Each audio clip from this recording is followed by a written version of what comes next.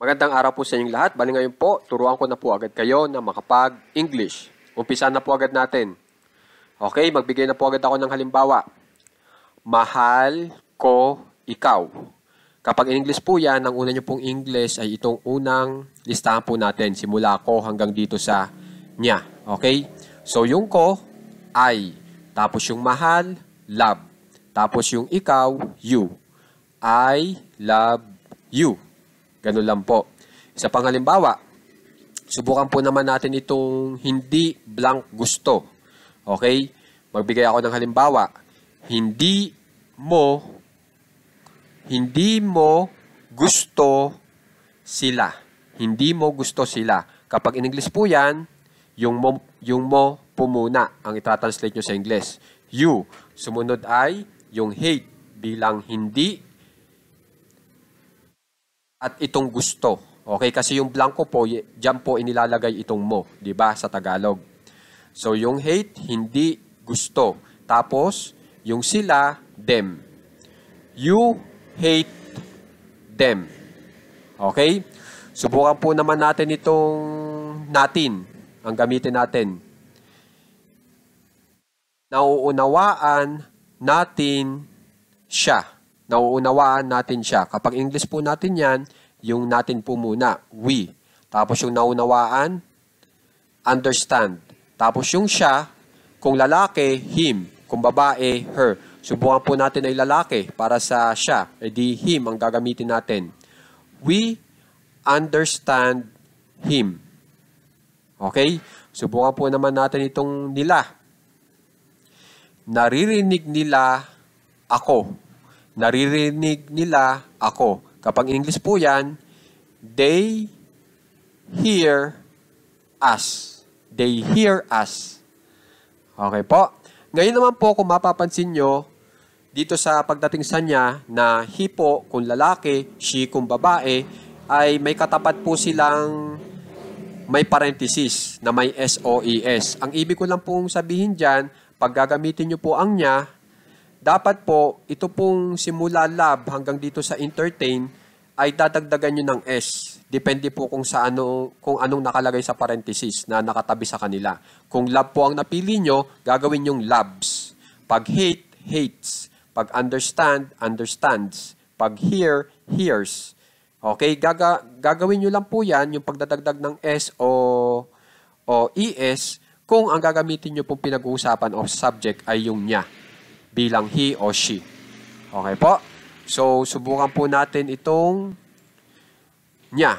Tapos lalaki. So, he po ang gagamitin ko. Sinusuportahan niya ako. Sinusuportahan niya ako. Kapag in English po yan, he supports me. He supports me. Okay? So, tatandaan nyo, yung S po sa parenthesis, isasama nyo na. Dahil ang ginamit po natin ay itong nya. Okay? So, ganyan lang po kadali gumawa ng English sentence. Okay? Lalong-lalo na kung may ganito po kayong klaseng pattern. Bali, ang itinuturo ko po sa inyo ay itong tinatawag na present tense. Okay? Kung gusto nyo pong sabihin na totoo po sa kasalukuyan, ito pong mga aksyon na meron tayo dito sa gitna, na totoo na ginagawa yan ng ating pinag-usapan, na mahal niya yung tao ngayon, na hindi niya gusto yung tao ngayon, na naunawaan niya ngayon yung tao, na naririnig niya ngayon yung tao, o sinusuportahan niya yung tao, ang ating susundin na patas ay mula sa present tense. At ang pagsunod po sa present tense, ito na nga po, isa na nga po dito yung paggamit ng SOES dito sa ating verb. Nilalagyan natin ng SOES kapag tayo ay gagamit ng he o she. Pero pagdating po sa I, hanggang dito sa they, hindi po natin dinadagdagan ng SOES itong mga verbs natin. Itong love hanggang dito sa entertain. Okay po? So, sana po makikitandaan, pag tayo ay gagawa ng English sentence na naka-present tense, isa po ito sa mga option natin sa paggawa ng English sentence. Paglalagay ng SOES. Okay? Tapos, itinuturo ko na rin po sa inyo dito ang paggamit po ng mga verbs. At ito nga po, love hanggang dito sa entertain, na kung saan itong mga verbs po natin ito ay naka-transitive verb. Ibig sabihin, nangangailangan pa po siya ng iba pang salita para makumpleto yung kanyang ideya. At ang taga-kumpleto po ng ideya nitong lab po natin, hanggang dito sa entertain, ay ito pong nasa hulihan na listahan natin na tatawagin po nating object pronouns at saka object noun. Siya po ito pong you hanggang dito sa sina Mario at Tarzan, yan yung kukumpleto sa verb natin. Tingnan nyo. Mahal ko. Pag hanggang ganyan lang po, mahal ko o I love, kulang. So, kailangan po dagdagan natin ng isa pang salita. At dito tayo kukuha sa object pronoun o object noun para makumpleto. So, mahal ko ikaw. Nakumpleto na yung ideya. So, ang ibig lang sabihin, itong object pronoun natin, simula you hanggang dito sa her, at saka itong object noun natin, simula Mario hanggang Mario and Tarzan, sila ang taga-kumpleto sa ideya nitong mga verbs natin ito. Sino ang mahal ko? Pag sinagot mo yon, yung isinagot mo, yun yung taga-kumpleto dun sa salitang mahal. At yun ay ikaw. Okay?